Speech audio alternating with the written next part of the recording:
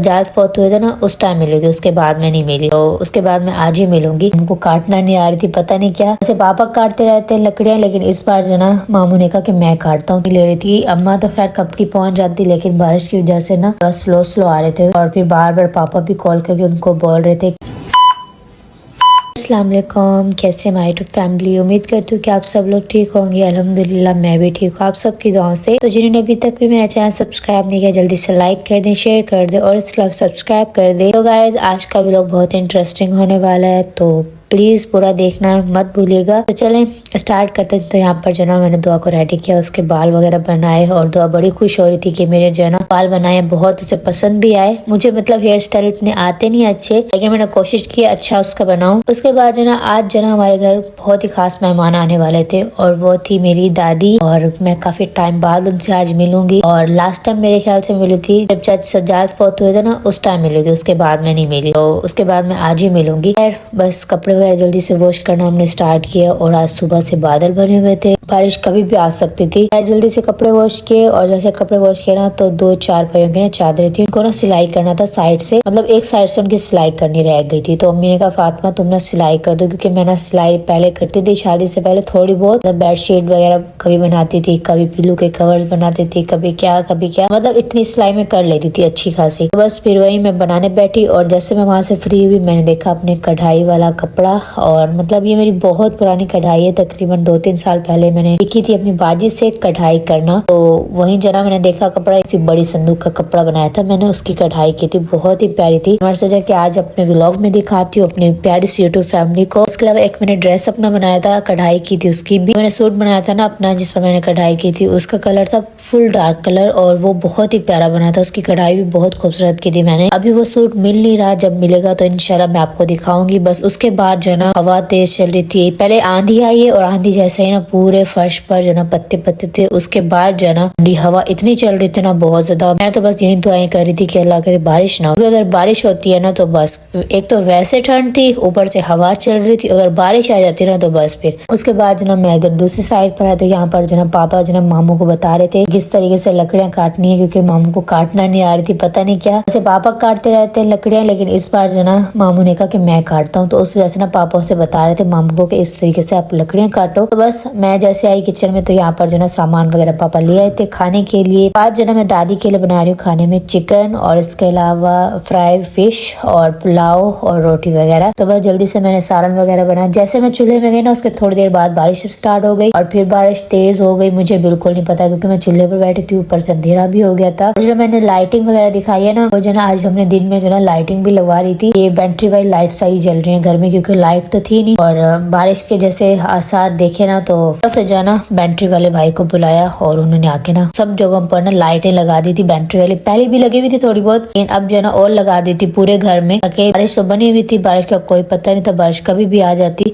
तो इस तरह से ना टाइम से हमने बंदोबस्त कर लिया और लाइट जैसे गई बारिश आने से पहले और उसके बाद आई ही नहीं। शुक्र है बैटरी वाली लाइटें हमने लगवा ली थी और रात फिर हमने गुजारी। उसके बाद जो ना बारिश फुल तेज हो गई, रुकने का नाम भी नहीं ले रही थी। अम्मा तो खैर कब की पहुंच जाती, लेकिन बारिश की वजह से ना थोड़ा स्लो स्लो आ रहे थे। और फिर बार बार पापा भी कॉल करके उनको बोल रहे थे कि आप स्लो आइएगा, क्योंकि कच्चा इलाका है ना, तो यहाँ पर अगर बाइक गाड़ी कुछ भी फंस जाए ना तो कीचड़ में बड़ा मुश्किल से निकलता है। फिर बार बार पापा जो ना रोड पर जाकर देख रहे थे। हम भी बहुत एक्साइटेड थे, मैं बड़ी खुश थी कि अम्मा आ रही, मुझे बहुत अच्छा लग रहा था। जल्दी से खाना बनाया, बस खाना बना ही रहे थे, मतलब चिकन का सालन रेडी हो गया था और उसके अलावा पुलाव भी रेडी हो गया था। मैं भी फिश फ्राई कर रही थी कि अम्मा आ गई थी और अम्मा मिली, सबसे बहुत अच्छा लगा और बहुत खुशी हुई। और जैसे अम्मा ने खाना खाया तो अम्मा ने बड़ी तारीफें की कि माशाल्लाह सब चीजें बहुत अच्छी बनी हुई है। और फिर पूछा भी सी किसने बनाया, तो अम्मी ने बताया कि फातिमा ने बनाया है। तो अम्मा ने कहा बहुत ही माशाल्लाह अच्छा खाना बना है, बहुत ही मजे का बना हुआ है। सबको खाना खिलाने के बाद चाय पिलाने के बाद जो ना मैंने और फौजन एंड में खाना खाया। और उसके बाद जो ना खाना खाने से थोड़ी देर पहले जैसे थोड़ी सी बारिश हल्की हुई तो मैं गई अंदर, रूम्स को देखा। अंदर तो भाई सारी जो छत थी ना वो मतलब बह गई थी। मैंने पैसे लगाए थे अम्मी और पापा ने, मुझे बड़ा दुख हुआ कि देखो इतनी मेहनत से अम्मी और पापा ने पैसे कमाए, वही पैसे जो ना मतलब घर पर लगाए और एक बारिश ने आकर सब कुछ जो ना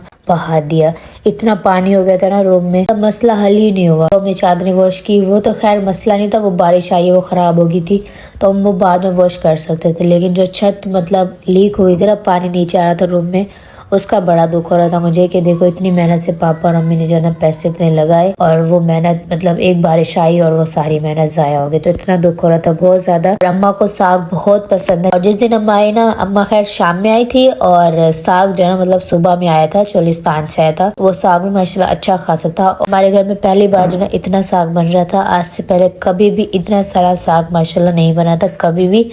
और बस साग में काटने बैठ गई कि अम्मी तो काट नहीं सकती थी और दूसरा फौजिया भी कामों में बिजी थी। तो मैंने सोचा कि मैं बैठती हूँ, मैं जल्दी से ना काट देती हूँ साग। मैंने पहले भी एक बार साग काटा था तो अम्मी कह रही थी फातिमा तुम साग सही काटती हो तो आप ही काटो। तो बस मैं काटने बैठ गई। माशाल्लाह साग बहुत ज्यादा था और बार बार अम्मा मुझे यही कह रही थी फातिमा बस कर दो थक जाओगी। मैंने कहा अम्मा नहीं, बस थोड़ा सा ही जल्दी से काटती हूँ ताकि जल्दी से हम ना इसे बना लें टाइम से। तो सही टाइम पर हम बना दे क्योंकि फिर शाम में खाना बनाना होता है ना, तो आधा साग बन जाएगा शाम तक। फिर जब हम आराम से खाना वगैरह बनाकर ना दोबारा से मतलब साग को चूल्हे पर रख देंगे। तो बस मैं जल्दी से बैठ गई साग काटने और साग काटते काटते तकरीबन मुझे 3 घंटे लगे थे। माशाल्लाह अच्छा खासा साग था। और बस साग काटा, फिर जो है वॉश कर करके डाला और फिर तसल्ली। उसके बाद जो ना पालक मेथरा था वो हमने काटा और पालक और मेथरा जो ना पापा गाँव से काट कर लाए थे। हमारे गाँव में लगा हुआ है, पापा ने लगाया है। हमारे खेतों में जो ना पालक और मेथरा वगैरह ये सारी चीजें लगी हुई है। खैर मैं गई नहीं थी देखने, अगर आती देखने तो फिर आप लोगों को भी दिखाती। तो बस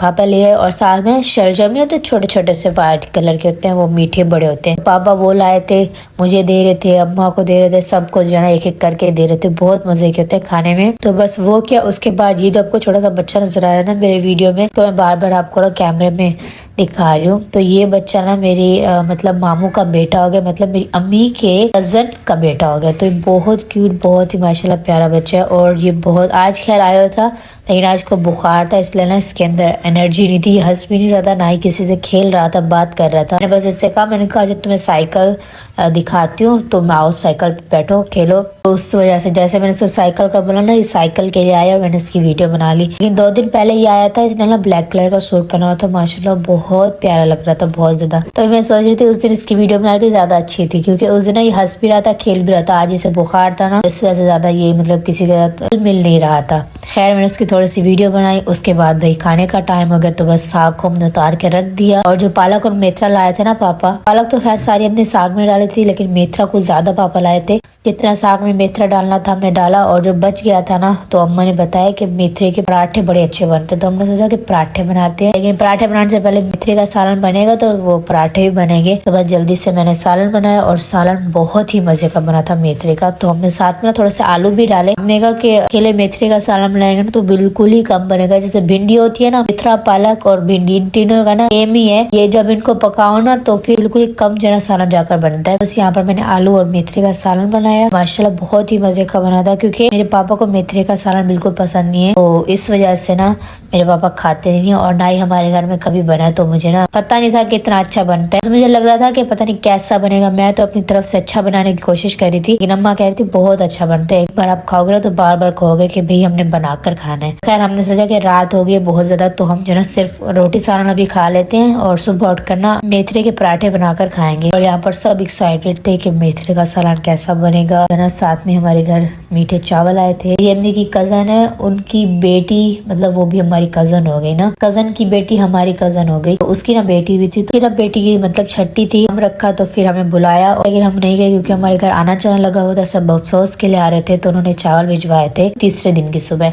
सुबह सुबह हम उठे, अजानों के टाइम जल्दी से चाय बनाई, फ्रूट्स को वॉश करके उनको काटा, फिर जो जाकर अम्मा को दिया। से जो ना हम रात को 8-9 तक सो जाते थे, लेकिन जब से अम्मा आई थी ना हम रात को बातें करते थे। अगर कोई बड़ा हो ना घर में, बंदा उससे बातें करता है, अच्छा लगता है, बचपन की बातें। काफी टाइम बाद में अम्मा के साथ बैठी थी, मुझे बड़ा अच्छा लग रहा था, बहुत मतलब हमने अच्छा टाइम स्पेंड किया, बहुत मतलब मजा आया। इतने दिन भी अम्मा हमारे साथ रही, हमें बहुत मजा आया, हम बहुत खुश हुए। और दादी है ना, तो दादियाँ और नानियाँ जो होती है ना वो सबको बहुत प्यार करती हैं, तो हमारी जो दादी माशाल्लाह बहुत अच्छी है। उसके बाद अम्मा चलेगी और फिर आ गया हमारा भी जाने का दिन। पहले गए थे हम अहमदपुर, क्योंकि मैं तो अहमदपुर गई थी और चाचू की डेथ पर, लेकिन मेरे हस्बैंड थे नहीं यहाँ पर, वो कराची थे। मेरे हस्बैंड ने 2 हफ्ते पहले अपनी टिकट करवाई थी, मतलब मुझे लेने आने के लिए करवाई थी और मुझे नहीं पता था। खैर ये आए हैं तो मुझे बताया। अगले दिन का इंसान को नहीं पता होता कि अगले दिन क्या होने वाला है, तो फिर तो मेरे हस्बैंड ने 2 हफ्ते बाद की सेट करवाई थी। खैर बस फिर वो आए लेने, तो बस मैं और मेरे हस्बैंड चले गए थे अफसोस करने। अफसोस किया, अफसोस करने के बाद हम रात रहे चाचू के घर, और फिर अगले दिन जो ना हमने वापस आना था सोमवार वाले दिन, क्योंकि सोमवार वाले दिन आना था वापस, क्योंकि शाम में हमारी सीट थी सोमवार वाले दिन शाम में। तो बस हम रवाना हो गए। अहमदपुर जाते हुए जो ना रास्ते में हमको बहुत भूख लग रही थी, तो पुलाव था फेमस, वो हमने खाया, बहुत मजे का था। उसके बाद जो ना बस पहुंचे हम, शाम हो गई थी। और ये गाड़ी जो ना मेरे हस्बैंड के कजन की गाड़ी थी, बस वो हमें लेने आए थे,